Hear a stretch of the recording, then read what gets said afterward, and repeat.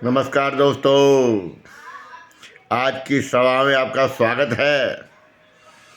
आज मैं आपको बतलाऊंगा कि नारी को शक्ति रूपा ही कहा जाता है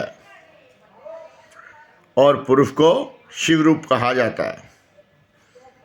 जब किसी अर्थ का प्रयोजन हो तो शक्ति का इस्तेमाल किया जाता है। यदि आपने बेवजह ही शक्ति का उपयोग किया तो उसका दुरुपयोग ही होता है। कभी भी बिना वजह के शक्ति का उपयोग नहीं करना चाहिए। स्त्री को शक्ति का रूप कहा जाता है। वह किसी पुत्र से, भाई से, पिता से, पति से इनके अधीन ही रहती है और इन्हीं के कार्यों को अगर वह पूर्ण करती है तो शक्ति सही रूप में प्रयोग होती है।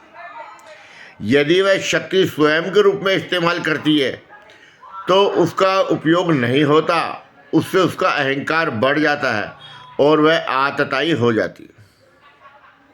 शक्ति हमेशा अधीन होती है, चाहे वह कितनी ही बड़ा क्यों नहीं हो। शक्ति का इस्तेमाल दूसरा ही करता है। जैसे शक्ति है उसे देवता भी प्राप्त करता है तो असुर भी प्राप्त करता है।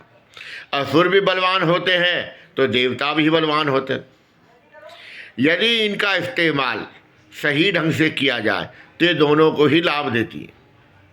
इसलिए शक्ति रूपा जहाँ भी आपको हो मिले उसका आयोजन करना चाहिए, उसे प्राप्त करना चाहिए और उसका सही इस्तेमाल करना चाहिए। कभी भी अहंकार के वशीभूत होकर कार्य नहीं करना चाहिए। शक्ति यदि ज़्यादा हो जाए और पुरुष कमज़ोर पड़ जाए तो विनाश ही होता है। शक्ति उसे अपने अधीन कर लेती है और दुरुपयोग करती है। जय श्री राधे।